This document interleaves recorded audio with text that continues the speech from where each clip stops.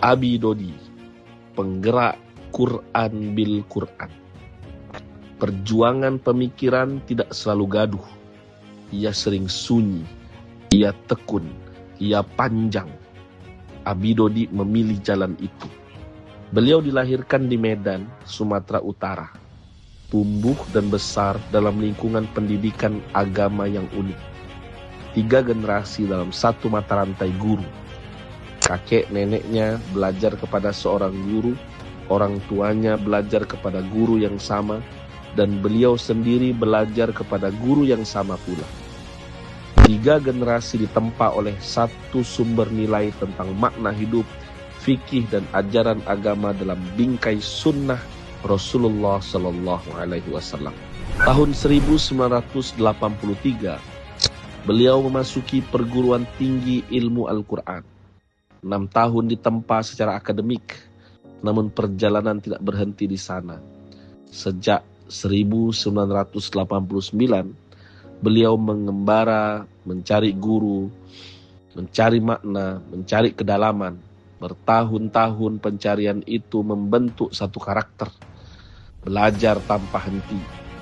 Jika dihitung sejak 1983 hingga hari ini, lebih dari 4 dekade beliau hidup dalam orbit Al-Quran. Namun perjalanan dakwah tidak langsung dimulai. Dibutuhkan 17 tahun masa pembentukan sebelum akhirnya pada tahun 2000 beliau mulai bergerak mengajarkan Al-Quran secara sistematis. Dari belajar menuju menghidupkan. Perjuangan itu tidak selalu mulus. Fitnah datang, hasad muncul, tuduhan sesat diarahkan. Padahal fakta berbicara lain. Yang tidak sholat menjadi sholat. Yang jauh dari Al-Quran menjadi dekat. Yang bakhil menjadi gemar berinfak.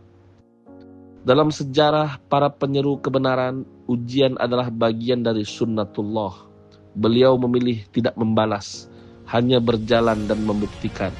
Hari ini, tadabbur Quran yang beliau gerakkan menjangkau ratusan orang melalui Zoom. Dari Aceh hingga Lampung, Jawa, Kalimantan, Sulawesi, Malaysia, bahkan sesekali Australia yang mendaftar ratusan, yang aktif silih berganti.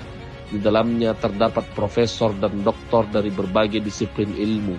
Ini menunjukkan bahwa metode yang dibangun bukan sekedar retorika, melainkan memiliki daya uji intelektual. Metodologi yang beliau tegakkan sederhana, tetapi mendasar. Bagaimana Al-Quran dijelaskan dengan Al-Quran itu sendiri. Bukan oleh prasangka, bukan oleh kepentingan, bukan oleh opini yang berubah-ubah. Beliau menyebutnya dengan Quran bil Quran, 24 jam. Artinya pikirannya Quran, ucapannya Quran, tindakannya Quran. Sebagaimana Rasulullah SAW dikenal sebagai the walking Quran, Al-Quran yang hidup dan berjalan. Program tadabbur yang beliau jalankan bukanlah perkara ringan. Sebanyak 6.236 ayat dibagi dalam siklus 17 tahun. Setiap hari 2 kali kajian, pagi dan malam, 1 jam, 1 jam. Dari Bismillah hingga Minal Jinnati wan Nas. Setiap ayat dikaji berulang. Ini adalah disiplin jangka panjang, bukan semangat sesaat.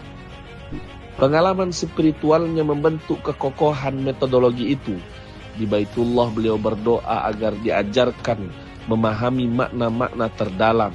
Pertanyaan tentang tawaf, angka-angka, dan tanda-tanda menjadi perenungan panjang. Peristiwa sesederhana seperti semut yang memenuhi mushaf, huruf tosin yang direnungkan, belalang di pelataran masjid, angka-angka yang berulang, dibaca sebagai ayat-ayat kauniyah yang berkelindan dengan ayat-ayat kauliyah.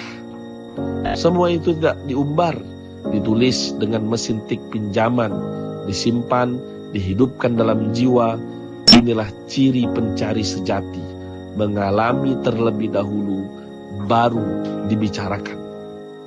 Beliau bukan hanya mengajarkan bacaan, tetapi membangun paradigma.